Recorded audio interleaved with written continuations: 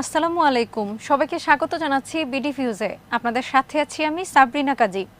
ইসরায়েলের রাজনীতিতে শেষ হলো বেনিয়ামিন নেতানিয়াহুর টানা 12 বছরের শাসন, যে সময়টা ফিলিস্তিনিদের জন্য ছিল নিপীড়নের কালো অধ্যায়। নীতি এক থাকলেও আগের শাসকদের তুলনায় লিকুদ পার্টির এই নেতা ছিলেন অনেক বেশি আগ্রাসী। তার সময়ে অবৈধ বসতি স্থাপন, আল-আকসায় ইহুদিদের অনুপ্রবেশ আর ফিলিস্তিনিদের হত্যা করা ছিল নিয়মিত ঘটনা। তার শাসনামলে গাজা উপত্যকায় 3টি যুদ্ধ আর একটি গণহত্যা চালিয়েছে ইসরায়েলি বাহিনী। নেতানিয়াহুর শাসনামলে ফিলিস্তিনিদের ওপর ইসরায়েলি আগ্রাসনের চিত্র নিয়ে প্রতিবেদন তৈরি করেছেন আহমেদ বাইজিদ।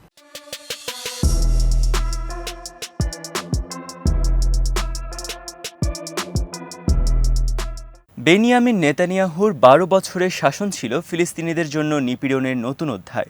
দশকের পর দশক ধরে ইহুদিবাদী দেশটির দখলদারিত্ব, হামলা সবকিছুই নতুন মাত্রা লাভ করে সামরিক বাহিনী থেকে কূটনীতিক থেকে রাজনীতিতে আসা নেতানিয়াহুর আমলে। তার শাসনে ইসরায়েলি বিমান হামলা, কামান ও ট্যাঙ্কের গোলা কিংবা সেনাদের গুলিতে প্রাণ হারিয়েছে 3,500-এরও বেশি ফিলিস্তিনি, যাদের মধ্যে ছিল কয়েকশো নারী ও শিশু। ক্ষমতা ছাড়ার মাত্র কয়েকদিন আগেও 2021 সালের মে মাসে গাজা উপত্যকায় যুদ্ধে প্রাণ হারিয়েছে 250-রও বেশি ফিলিস্তিনি।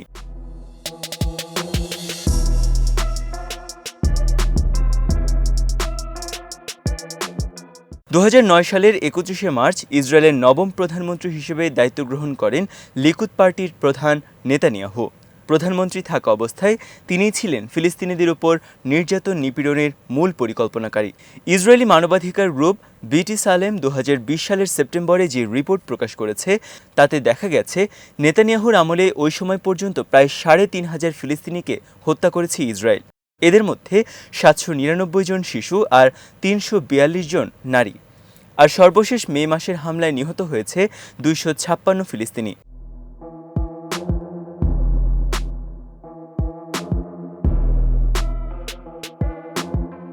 নিয়মিত হামলা, গ্রেফতার আর নির্যাতন ছাড়াও নেতানিয়াহুর আমলে ফিলিস্তিনিদের উপর 3 দফায় যুদ্ধ চাপিয়ে দিয়েছে ইসরায়েল।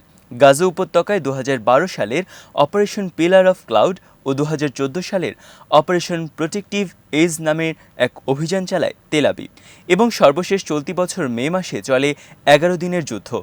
এছাড়া উদ্বাস্তু ফিলিস্তিনিদের গ্রেট মার্চ অফ রিটার্ন কর্মসূচিতেও চালিয়েছে গণহত্যা।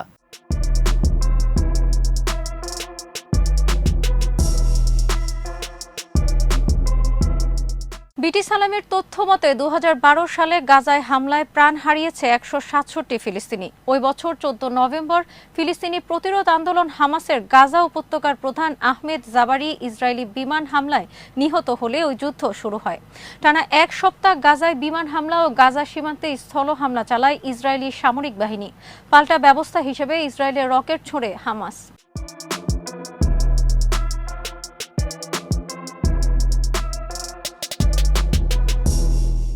2014 সালটি ছিল ফিলিস্তিনের ইতিহাসের সবচেয়ে রক্তাক্ত বছরগুলোর একটি। ওই বছর 8 জুলাই থেকে শুরু হওয়া হামাস শাসিত গাজা উপত্যকায় ইসরায়েলি হামলা চলেছে টানা 50 দিন। জাতিসংঘের এক রিপোর্টের তথ্য মতে 7 সপ্তাহের ওই যুদ্ধে ইসরায়েল গাজায় 6,000 বিমান হামলা চালিয়েছে। এছাড়া প্রায় 50,000 কামান ও ট্যাঙ্কের গোলা ছুড়েছে। ওই যুদ্ধে 2,251 ফিলিস্তিনির প্রাণ দিয়েছে, যাদের মধ্যে 551 শিশু ও 299 নারী ছিল। আহত হয়েছে 11,000 ফিলিস্তিনি, আর নেতানিয়াহুর বাহিনী সেবার এতিম করেছে 1,500 শিশুকে।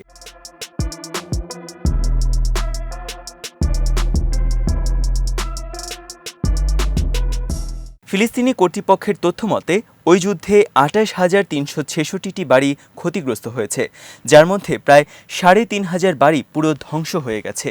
আর সব মিলে গাজায় গৃহহীন হয়েছে 65,000 ফিলিস্তিনি। 2018 সালে গাজায় নতুন করে আবারও গণহত্যা চালিয়েছে নেতানিয়াহুর সামরিক বাহিনী।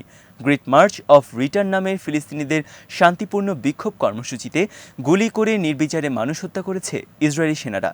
ওই বছর 30শে মার্চ পশ্চিম তীরের বিভিন্ন এলাকা থেকে ইসরায়েলি দখলদারিত্বে উদ্বাস্তু হয়ে গাজায় আশ্রয় নেয়া মানুষেরা নিজ নিজ ভিটা ফেরত পাওয়ার দাবিতে বিক্ষোভ করে।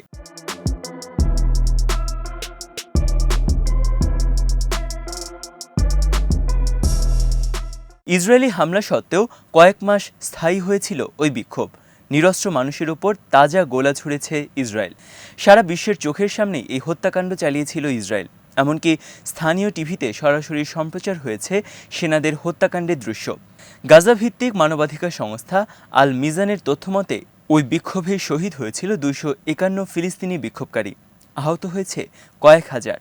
এদের মধ্যে 47 শিশু, 2 নারী ও 4 স্বাস্থ্যকর্মী এবং 2 জন সাংবাদিক ও সেই সাথে 9 জন প্রতিবন্ধী ফিলিস্তিনি।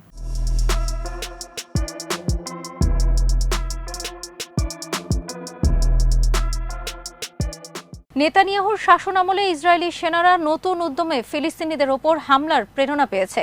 নির্বিচারে হত্যাকাণ্ড সহ সব নিপীড়নই ছিল পূর্বের সময়ের চেয়ে অনেক বেশি। নতুন নতুন ইহুদি বসতি স্থাপন ও ফিলিস্তিনিদের বাড়িঘর থেকে উচ্ছেদ ছিল নিয়মিত ঘটনা। বিশেষ করে দখলকৃত পূর্ব জেরুজালেমে ফিলিস্তিনিরা কোনো নতুন স্থাপনা তৈরি করতে পারেনি। অনুমতি নিয়ে বানানো হয়নি এমন অজুহাতে অনেক স্থাপনা ধ্বংস করেছে ইসরায়েল।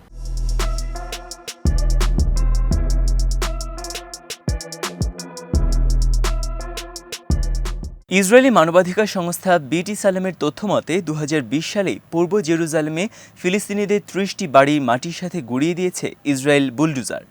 এছাড়া 59টি পরিবারকে তাদের বাড়ি ভাঙতে হয়েছে নিজেদের হাতেই, কারণ সেগুলো ভাঙতে নির্দেশ ছিল ইসরায়েলের।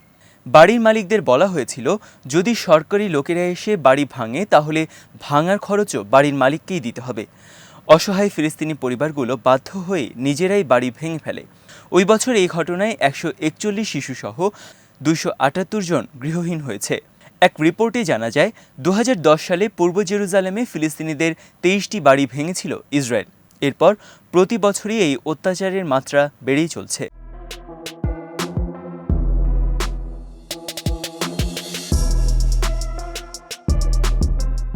গত এক দশকে প্রায়ই আল আকসা মসজিদে অবৈধ অনুপ্রবেশ করেছে অবৈধ বসতি স্থাপনকারী ইহুদিরা।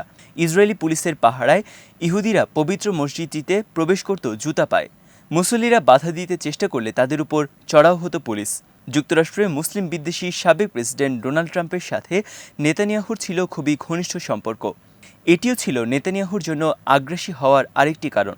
ট্রাম্প প্রশাসনের আশকারা পেয়েই তিনি ফিলিস্তিনিদের উপর আরও বেশি নির্দয় হয়েছেন। ট্রাম্পের সাথে তার সম্পর্কের কারণেই জেরুজালেমকে ইসরায়েলের রাজধানী হিসেবে স্বীকৃতি দিতে রাজি হয় ওয়াশিংটন। ট্রাম্পের আগের বেশ কয়েকজন প্রেসিডেন্ট বিষয়টি স্থগিত রেখেছিলেন। এছাড়া সম্প্রতি কয়েকটি আরব দেশ যে ইসরায়েলের সাথে সম্পর্ক স্থাপন করেছে, সেটিও ছিল ট্রাম্প প্রশাসনের অবদান। আর ট্রাম্পের এই ইসরায়েল প্রীতি কাজে লাগিয়ে নেতানিয়াহু আরও বেশি চড়াও হয়েছে ফিলিস্তিনিদের ওপর।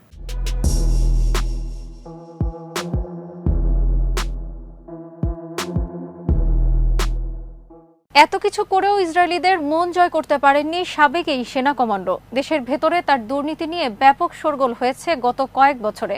নেতানিয়াহুর বিরুদ্ধে ব্যাপক বিক্ষোভ হয়েছে তেল আবিব সহ ইসরায়েলের বিভিন্ন শহরের রাজপথে। দুর্নীতির অভিযোগে জেরুজালেম জেলা আদালতে তার বিচারও শুরু হয়েছে 2020 সালের মে মাসে। জালিয়াতি, ঘুষ গ্রহণ ও ক্ষমতার অপব্যবহার সংক্রান্ত কয়েকটি মামলা রয়েছে তার নামে এবং ভোটাররাও মুখ ফিরিয়ে নিয়েছে তার থেকে, যে কারণে এক যুগ পর হাতছাড়া হয়েছে মসনদ।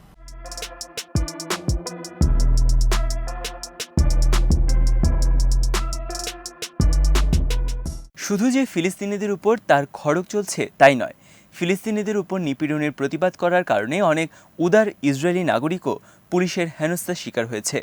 অনেককে গ্রেফতারও করা হয়েছে। ক্ষমতায় টিকে থাকতে সর্বশেষ চেষ্টা হিসেবেই পবিত্র রমজান মাসে গাজায় যুদ্ধ চাপিয়ে দিয়েছিল নেতানিয়াহুর সামরিক বাহিনী। ইচ্ছে ছিল হামাসকে দমনের নামে এমপিদের সমর্থন পেয়ে আবারও জোট সরকার গঠনের।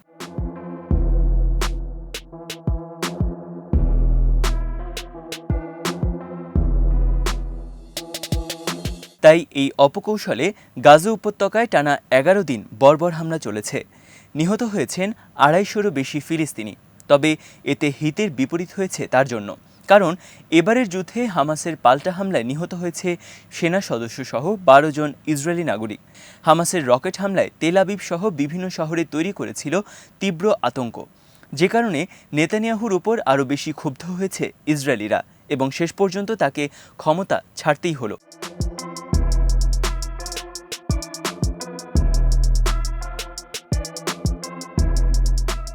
নেতানিয়াহুর বিদায়ে অনেক ফিলিস্তিনির মাঝে কিছুটা স্বস্তি দেখা গেছে।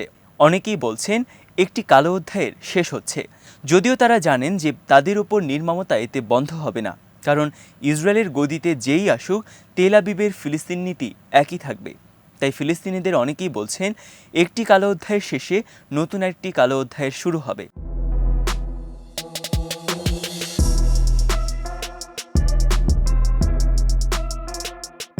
টানা ১২ বছরের ক্ষমতা শেষের সাথে সম্ভবত নেতানিয়াহুর রাজনৈতিক ক্যারিয়ারও শেষ হয়ে যাচ্ছে। দুর্নীতির অভিযোগ সহ নানা কারণে তার উপর ক্ষুব্ধ নাগরিকরা। আর আদালতে দুর্নীতির মামলায় শাস্তি পেলে তাকে জেলেও যেতে হবে।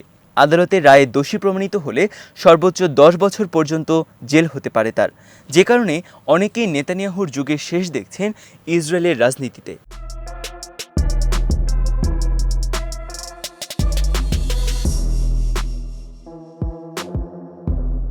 আজ এখানেই শেষ করছি। সবাই ভালো থাকুন, সুস্থ থাকুন আর দেখতে থাকুন বিডি ফিউজ। চ্যানেলটি ভালো লাগলে সাবস্ক্রাইব করুন। সংযুক্ত থাকুন আমাদের ফেসবুক পেজে। আল্লাহ হাফেজ।